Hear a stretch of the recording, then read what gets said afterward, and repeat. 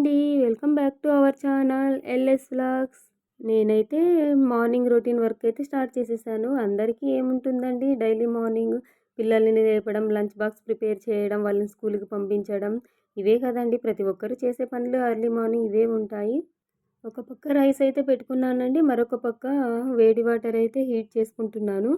Early మార్నింగే coffee తాగే అలవాటు లేదండి. అలా తాగకూడదని చాలామంది చెప్తారు కదా! అందుకనే ఒకప్పుడు ఉండేది, కానీ ఇప్పుడైతే మానేశాను. ఎర్లీ మార్నింగ్ వేడి వాటర్ అయితే తాగుతాను. తర్వాత ఒక పక్క చపాతీ అయితే ప్రిపేర్ చేసుకుంటున్నాను. నిజంగా చెప్పాలంటే ఆడవాళ్ళకే ఎక్కువ పనులుంటాయండి బాబోయ్! మార్నింగ్ లేచినప్పటి నుంచి నైట్ పడుకునేంత వరకు 10:00 వరకు వర్క్ ఉంటూనే ఉంటుందండి. ఏదో ఒక పని, పిల్లల్ని చూసుకోవడం, స్కూల్‌కి పంపించడం, బట్టలు ఉతకడం, ఐరన్, ఇలా ఏదో ఒక పనైతే ఉంటుంది. మగవారితో పోలిస్తే ఆడవాళ్ళకే ఎక్కువ వర్క్ ఉంటుందని నా అభిప్రాయం. ఇక్కడ నేనైతే చిక్కుడుకాయ కర్రీ చేస్తున్నానండి. ఇది హెల్త్‌కి చాలా మంచిది.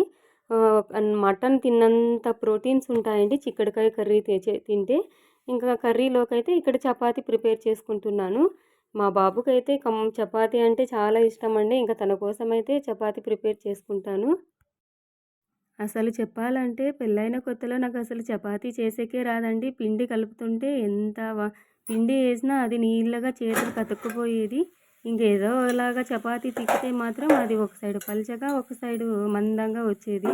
అసలు చపాతీ చేయడం అంటేనే ఒక పెద్ద టాస్క్ లాగా అనిపించేదండి నాకప్పుడు. ఇప్పుడైతే కొంచెం నిదానంగా చేసుకుంటున్నానండి మార్నింగ్ పనులు. ఇంతకుముందు టీచర్‌గా వర్క్ చేసేదాన్నని చెప్పాను కదా! అప్పుడు డైలీ 4:30కే లేచేదాన్నండి. బయట లోపలంతా ఊడ్చుకొని, టిఫిను, లంచ్ బాక్స్ ప్రిపేర్ చేసుకొని, తర్వాత పిల్లల్ని లేపి వాళ్ళకి స్నానం చేపిచ్చి నేను రెడీ అయ్యేసరికి 8 అయ్యేది. నాకైతే చాలా ఇష్టమండి జాబ్ చేయడము. ఎంత కష్టమైనా సరే అలాగే చేసేదాన్ని. అప్పుడైతే పిల్లలు చిన్న పిల్లలు, క్లాసులు చిన్నవి కాబట్టి వాళ్ళకేమంత డౌట్స్ ఉండేటివి కాదు. అందుకని వర్క్ చేశాను. కానీ ఇప్పుడు క్లాసులు పెద్దవండి. పిల్లలు పెద్దగయ్యారు. బాబు ఫిఫ్త్, పాప ఫోర్త్. వాళ్ళకేమన్నా స్టడీ పరంగా డౌట్ ఉన్నా కూడా ఎక్స్‌ప్లెయిన్ చేయడానికి అస్సలు టైం ఉండట్లేదు. నేను స్కూల్లోనే బాగా అలసిపోయి వచ్చేస్తానండి. వాళ్ళకి డౌట్ ఉన్నా కూడా చెప్పేంత టైం లేదు. వచ్చి ఇంట్లో పనులు చేసుకోవడానికే సరిపోయేది. అందుకే ఇంకా మా హస్బెండ్ అయితే, "నువ్వు స్కూల్‌కి వెళ్ళొద్దు. పిల్లల స్టడీ దెబ్బతింటుంది. ఇంట్లో ఉండి పిల్లలకి అట్లా ఈవినింగ్ టైంలో ఒక 2 అవర్స్ అట్లా క్లాస్ తీసుకో. బయట చెప్పే వాళ్ళకంటే మనం ఇంట్లో చెప్తే కొంచెం వాళ్ళ స్టడీ బాగా ఇంప్రూవ్ అవుతుంది" అన్నారు. అందుకే స్కూల్ అయితే మానేశాను. పిల్లల్ని స్కూలుకి పంపించి నేను ఫ్రెష్ అప్ అయిపోయి ఇలా టీవీ చూస్తూ ఏదో ఒక వర్క్ అయితే చేసుకుంటానండి. నేను ఇంతకుముందు టీచర్‌గా వర్క్ చేసేదాన్నని చెప్పాను కదా! అప్పుడు వర్క్ చేయడం వల్ల ఆఫ్టర్‌నూన్ పడుకునే అలవాటు అస్సలు లేదండి. అందుకే ఇంక ఇప్పుడు గూడా అసలు ఎంత ట్రై చేసినా నిద్ర రాదు. ఇంక అలా ఏం చేస్తాంలే అని ఇలా ఐరన్ చేసుకోవడము, కిచెన్ క్లీన్ చేసుకోవడము, ఏదో ఒక వర్క్ అయితే చేసుకుంటూ ఉంటానండి. ఇంకా కొంచెం టైం ఉంది కదా! పిల్లలొచ్చే కానీ, ఇంక బట్టలు అన్నీ తీసి సర్దుతా ఉంటే, ఈ డ్రెస్సులయితే కనిపించాయండి. అసలు ఇవి ఎప్పుడో ట్రెండ్లీగా ఉన్న డ్రెస్సులు. ఇవి అప్పుడు మా హస్బెండ్ ఒక 5 ఏమో తీసుకొచ్చారు కలర్సు. మా ఇంట్లో అయితే డ్రెస్సులు వేసుకొనిచ్చేవాళ్ళు కాదండి అప్పుడు. అందుకని ఒక 2 డ్రెస్ వేసుకున్నాను కానీ, మిగతా 3 డ్రెసెస్ అలానే పెట్టేశాను. అవి ఇప్పుడు మొత్తం అన్ని బట్టలు తీస్తా ఉంటే కనిపించాయి. ఏదైనా వేస్ట్‌గా పడేయడం ఎందుకు అని వీటిని కూడా తీసి స్టిచ్ చేసుకుంటున్నాను. నాకైతే ఇలా కొంచెం స్టిచ్చింగ్ వచ్చండి. ప్రతిదానికి బయటికెళ్ళడం ఎందుకని ఇలా డ్రెస్సులకి సైడ్ స్టిచ్చింగ్ వేసుకోవడానికి మాత్రమే టైలరింగ్ అయితే నేర్చుకున్నాను. నేను టైలరింగ్ ఎప్పుడు నేర్చుకున్నానంటే పిల్లలు స్కూల్‌కి వెళ్ళే ఏజ్ అయితే వచ్చేసిందండి. ఇంకా పిల్లలు స్కూల్‌కెళ్ళిన తర్వాత మనం ఖాళీగా ఏం చేస్తామని నేనైతే టైలరింగ్ నేర్చుకోవడానికి వెళ్ళాను. కానీ మనకంత వర్కౌట్ కాలేదండి. నాకంత బాగా అర్థం కాలేదు మరి అది ఏమిటో గాని. ఏదో కొంతవరకైతే నేర్చుకున్నాను. ఇలా డ్రెసెస్ గానీ, టాప్స్ గానీ, నైటీస్ గానీ సైడ్ స్టిచెస్ వేసుకుంటారు కదా! ఇంక అక్కడ వరకైతే వచ్చింది. కానీ చాలా ట్రై చేశాను గానీ నేర్చుకోవడానికి అదేంటో గానీ నాకసలు అర్థం కాలేదండి. ఇంకా సర్లే అనేసి ఇంకక్కడి వరకుతో ఆపేశాను టైలరింగు. టైలరింగ్ అయితే ఆపేసాం కానీ, ఇంకా ఖాళీగా ఉండడం అస్సలు ఇష్టం లేకపోయా. ఇంక సర్లే ఏం చేస్తాం, టీచింగ్ అయినా వెళ్దాం. మనం ఎంతో కొంత చదువుకున్నాం కదా అని నేను స్కూల్‌కి టీచింగ్ చెప్పడానికైతే వెళ్ళాను. ఎలాగోలాగా కొన్ని ఇయర్స్ అయితే చెప్పాను టీచింగు. ఇంకా అది కూడా కొంచెం కష్టం అనిపిచ్చేసింది. పిల్లల ఎడ్యుకేషన్ పరంగా ఆలోచించి, ఇంకా దాన్ని కూడా డ్రాప్ అయిపోయాను. ఇప్పుడు ప్రెజెంట్ అయితే ఇంట్లో ఇలా పనులు చేసుకుంటూ, పిల్లల్ని చదివించుకుంటూ ఇలా ఉంటున్నానన్నమాట. పిల్లలైతే 8-20కి వెళ్ళిపోతారు. పనులన్నీ 10 కల్లా కంప్లీట్ అయిపోతాయి. ఇంకా మిగతా టైంలో మనం ఏం చేస్తాం ఖాళీగా ఉండి అని ఆలోచిస్తూ ఉన్నాను.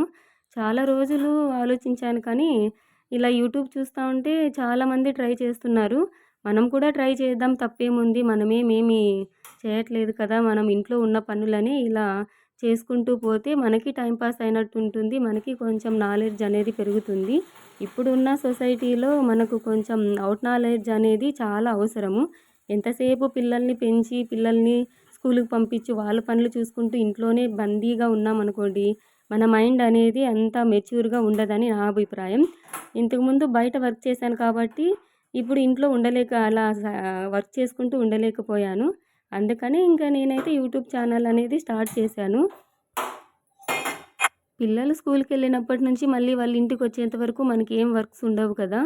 టైమ్ పాస్ కాదు. ఇంకా బోర్ కొడుతుంది. ఇంట్లో గూడా ఇంకా హస్బెండ్ డ్యూటీకెళ్ళిపోతారు కాబట్టి ఒక్కదాన్నే అసలు చాలా బోర్ కొట్టేది. ఇంకా అలా ఆలోచిస్తూ ఉంటే మనం ఇంట్లో ఉంటూ వర్క్ చేసుకోవాలంటే ఏమి ఆప్షన్స్ అని ఆలోచిస్తూ ఉన్నాను. ఇంకా యూట్యూబ్ ఛానలే బెటర్ అనిపించింది. అందుకే ఇంకా ఛానల్ అయితే స్టార్ట్ చేశాను. ఛానల్ స్టార్ట్ చేసిన తర్వాత చాలామందికి నాకు తెలిసిన వాళ్ళందరికీ చెప్పాను కానీ చాలామంది కొంచెం నెగెటివ్‌గా తీసుకున్నారనమాట. "నువ్వు యూట్యూబ్ ఛానల్ చేస్తావా?" అన్నట్టు. ఎవరేమనుకున్నా సరే మనకి నచ్చినట్టు బతకడమే కదా మన లైఫు. సరే వాళ్ళు ఎవరేమనుకున్నా సరే నేను పట్టించుకోకుండా నేనైతే ఛానల్ స్టార్ట్ చేసేసాను. తర్వాత ఇక్కడ పిల్లలైతే వచ్చారండి. ఇంకా వస్తూ స్నాక్స్ అయితే తీసుకొచ్చుకున్నారు. మన ఇంట్లో ఎన్ని స్నాక్స్ ఉన్నా సరే పిల్లలకైతే స్కూల్ నుంచి వచ్చేసప్పుడు ఏదో ఒకటైతే తీసుకురావాలి. అప్పుడే వాళ్ళకి చాలా హ్యాపీగా ఉంటుంది. కొంచెం స్కూల్‌లో జరిగినవన్నీ మర్చిపోతారనమాట. ఇక్కడైతే చింత పచ్చడి అంటారు. మా సైడ్ అయితే ఉంటుంది. చింతకాయలతో చేస్తారది చింత పచ్చడి. తర్వాత ఇక్కడ పూతరేకులు, ఆత్రేయపురం పూతరేకులు చాలా ఇష్టమనమాట. మేము నాన్ వెజ్ ఎక్కువ తినం కాబట్టి స్వీట్స్ అయితే బాగా తింటాం ఇంట్లో. అందుకని ఇంకా పూతరేకులైతే తీసుకొచ్చారు. ప్రతి ఒక్కరు చాలా ఇష్టంగా తింటాం మేము ఇంట్లో నలుగురము. ఇంకా వాటినైతే టేస్ట్ చేస్తున్నాము. చాలా బాగున్నాయి మమ్మీ అని చెప్తుంది. నేనైతే ఇంకా డైలీ పిల్లలొచ్చేసరికి పనులన్నీ కంప్లీట్ చేసుకుంటాను. ఇంకా వాళ్ళొచ్చిన తర్వాత కొంచెం వాళ్ళతో టైమ్ స్పెండ్ చేయాలి కదా! వాళ్ళ స్కూల్‌లో జరిగినవన్నీ మనతో షేర్ చేసుకుంటారనమాట. మేడం వాళ్ళు, టీచర్స్ ఏమన్నది, ఫ్రెండ్స్ ఏమన్నవి అన్నీను.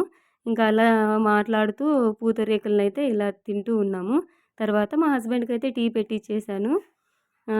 నాకైతే పెద్దగా అలవాటు లేదండి టీ తాగడము. మా హస్బెండ్ అయితే డైలీ మార్నింగ్, ఈవినింగ్ కూడా తాగుతారు.